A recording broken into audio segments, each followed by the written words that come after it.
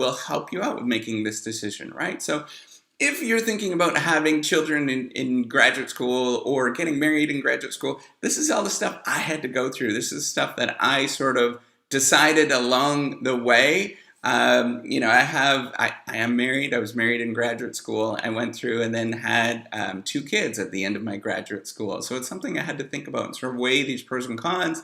And I thought I'd actually just tell other people and help them out make this decision, right? So building a family is what I mean is you can, find a significant other, whoever that is, doesn't matter what sex it is and whatnot, and then have children along the way. Maybe you don't want to have children, right? That's a personal choice as well, right? You don't necessarily have to have children, but this still really relies or thinks about, building a family, however you define that family. And that's really one I want to stress. It's not necessarily one or the other, having kids or, finding a significant other. It's just thinking in general about building a family because you know what, we're human beings, right? We're all human beings. We are very social characters. That means that one of the central drives that we have is a sex drive. So meaning that we want to be with others and we want to, sort of extend the human race as much as possible, through propagating it, right? So thinking about the ways or thinking about this process, it's fundamentally about being human. And it's really important in academia and graduate school because it is such a high stress field to do or thing to do that you often sort of weigh these things out and you think about it of like, oh, this is really tough. And so that's the first thing I'm going to get into. One of the points is think about productivity when you build a family, right? So at any moment in time, if you are thinking about building a family, and that includes even before you actually meet a significant other, you are thinking in your mind and you're sort of daydreaming and all that kind of stuff throughout the day of how you can get a significant other, right? We do that. And once we get that significant other, we want to spend time with them.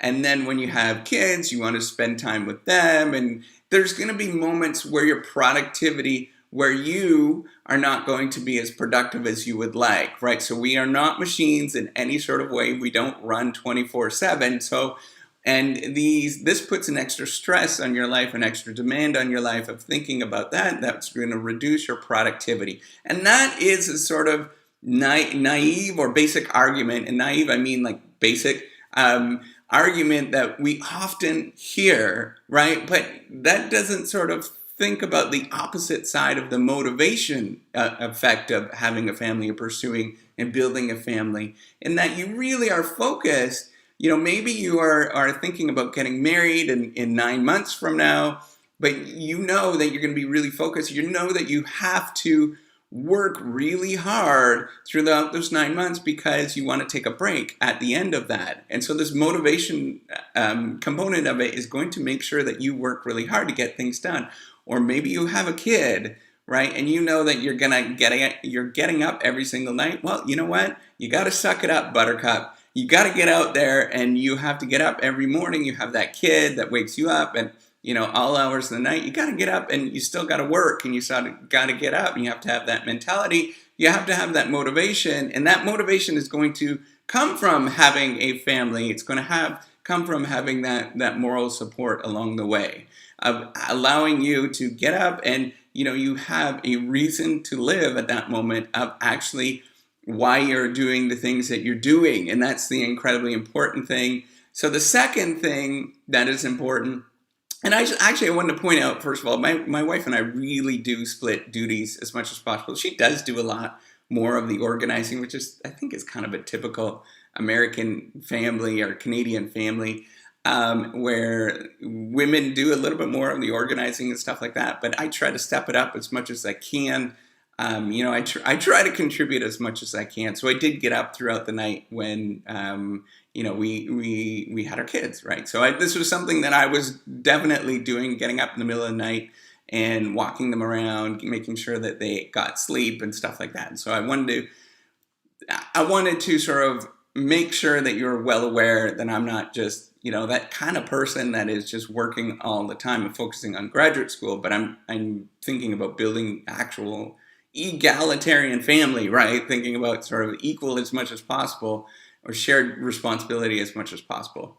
So the other thing that you often neglect, we often sort of forget about, is that having a family, building a family is a much needed distraction. There is a lot of moral support that happens when you have a family, and even when you're thinking about building a family, that it's so important to have that, right? So you're distracted away from your work, and then the sort of psychology of that allows you to remove yourself from that sort of painful process and the sort of depressing process of doing something that has a very, very long-term goal that takes a long, long time before you actually get any significant gains from that, right? So the long-term payoff, this sort of thinking through and grinding part of it, having a family really does help you. And as well as you can have a discussion. If you have a significant other, you have a discussion with them, and you can sort of vent all of these problems and make sure that you have a sounding board throughout the entire process, right? So that's really important,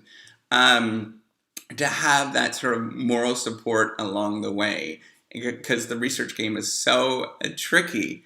The other thing that you should think about is sort of financial aspects of this as well. So if you have a significant other, and I know that this changes, and it either is going to impact your productivity. If your significant other doesn't work, then you're going to be very, very productive to get done and make sure that you get a job at the end of it, right? If your significant other does work, it's going to provide you some extra resources and stuff. And my wife did work throughout the process.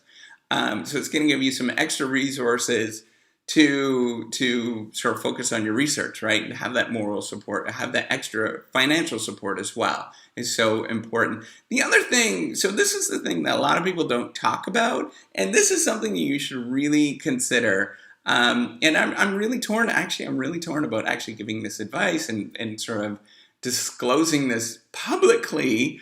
But there's issues with social trust that happens when you have children and you have a significant other, and probably less so much a significant other, but definitely children in academia. There is a really, really strong norm against having children in academia. It's a high performance field. In any particular high performance field, there is typically this idea that you should be an Iron Man, right? So this is definitely there's a great article by Catherine Kellogg at MIT that she goes into the sort of the gender stereotypes and stuff like this that happens within surgery wards, right? So there is this perception that you have to be an Iron Man, where you have to work like 90 hours a week, and everything that you do is devoted to being very productive, and everything else, well, that's not your duty, right? So you have the trophy husband, you have the trophy wife over there that's doing their duty over there, and then you are doing everything to do with work. And what's really cool with that, and I wanted to point out with this particular article, is that she pointed out that there is a real tension going on right now, because there is a real pushback against that. There is some social norms that are changing against this sort of Iron Man mentality, where people actually want to have a family life and be a surgeon. And they want to sort of think about the different ways of making sure you do have a family life and be a surgeon at the same time, versus, just being the Iron Man, right? So there is this, and this happens in academia.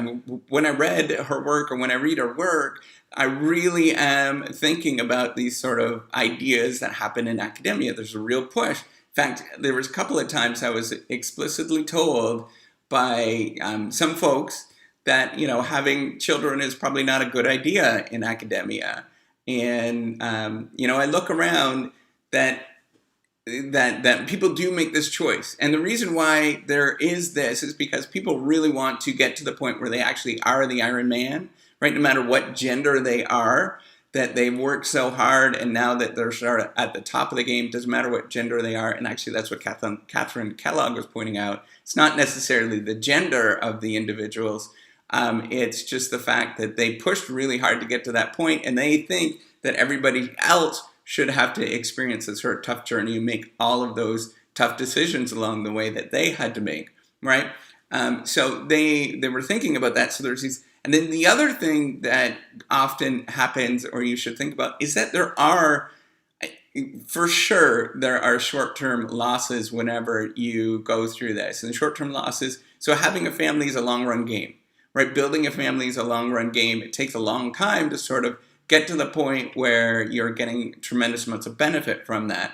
But intermittently, if you do have a kid, for example, you have some kids, there are moments where you're not going to be that productive. Let's face it, there are definitely moments where you're not going to be that productive. If you get married, there's going to be, a couple of weeks here and there where you have to provide support for your significant other, and you're not going to be productive in that time. So it's going to cut back in the short run on your productivity. What's going to happen, though, it's going to shift your performance metrics, right? So the performance metrics are going to shift and help you with survival rather than the performance metrics in the short term. The survival meaning getting through and being productive in the very, very long run of being an academic, being a graduate student, to go through that entire process, right? So the other thing you have to sort of realize that it is sort of, there is these sort of multiple goals that you have to play off, and you just have to be very aware, definitely be very aware in who you're talking to and what you're talking about, because there is a social trust issue in academia, and it's very implicit, but it is there. It's definitely something to think about when you have kids. And I don't know if there's any sort of positive aspects of that, but there is something that you should definitely think about. So the other thing, the other sort of the other factor that we often have is that we have tremendous amounts of selection pressure and sunk costs. So the selection pressure is, it takes a lot of work to actually get into graduate school, right? We only take the best students that we can possibly get to get into graduate school. And so you have to study really, really hard to get into graduate school. You put in a lot of effort. There's a tremendous amount of sunk costs to get there, right? So there's all this selection pressure and all these sunk costs to get there. So you're thinking in your mind, I put in all of this effort. I want to exploit my time as much as possible throughout graduate school and be as productive as I possibly can. And any sort of short run things, spending time, even that's why you see graduate students that barely bathe, or, they have, kind of gross hair, and, they don't brush their teeth, is they're so focused on being productive that they forget all about that other stuff, right? But that other stuff is really important to a long run longevity life. Maybe in years and years that it's going to be really important. But in that short run, it is a cost to think about these kind of things. So the one thing that you have to do is kind of a mindset shift that you have to think about. Rather than start thinking about being self-focused all the time, you have to shift your mind to be willing to give back, and to give back to your significant other, to be, to help out your significant other whenever you find one. You also have to give back, and that means devoting some time and effort to maintaining that relationship. And then if you have kids, you have to devote time to your kids so they don't grow up as sort of isolated, strangers sort of people, right? The oddballs in the corner sort of thing. You have to devote and give some time to them. You have to get out and socialize them, be with them, right? So you have to give as much as you possibly can. It's a mindset shift that you have to go through to get to that point, right? And the last but not least that I think is, it's kind of a minor issue, but it definitely sort of plays in the back of your mind, is you have to miss out a lot of different events, social events. And so some people actually go into graduate school thinking that they want to get into sort of college life or university life. And so they miss out. So there's all these kind of events going on, whether it's parties, going out for beer and pubs on a Friday night or a Wednesday night with your graduate school colleagues, with you, or going to different lectures, and, just kind of have that sort of, the ideal lifestyle of college life in your mind. You have to miss out on all of that stuff if you think about building a family It's really hard to do both of those because you're committed to building a family. So that means you have to give up on going out for beers with somebody else and partying with them and stuff like that. You have to give that up so you can devote some time with your family and build that family. And you might not think that that's the case, but you really truly have to do that throughout the process in order to build a sustainable and very robust family that you can rely on and that everybody is happy. That you have to make it's a commitment, right? So you have to not play into the college life that we often think about with the college life, right? So here's the tip. This is what I want you to think about. All those different factors to think about along the way, all these different reasons. I really want you to think of this as a personal choice. I see a lot of people in academia and graduate school that have no kids and they have kids. Some people have kids. I see a lot of people that have a significant other and some people don't have a significant other. It's really a personal choice. It's whatever you choose to do along the way. This is your life. This is your thing. You're building it. You're crafting it. And that's the wonderful thing with graduate school is you don't have to listen to anybody if you don't want to. You can just go and do that thing. You can build your own family if you want to. You can take their advice and you can sort of think about it, but then you can also build a family. You can also not build a family if you don't want to. It's your own personal choice that does have costs and benefits when you do this, as I listed above, but it is your personal choice and you can choose whatever you want to do and what sort of suits you and your own. Maybe it suits you and your significant other, or maybe it just suits you. Or, you have to think about what is important for you throughout that entire process and not think about what other people are thinking and sort of projecting onto you. That's the important thing. That's the important takeaway to go and to think about. So if you want to build a family, build a family. But know that you have to pick up your game. You have to be as productive as you normally would as those that don't have a family, right? So you have to think about ways that can help you out and make you be productive in many, in other ways. So that's all I really wanted to say.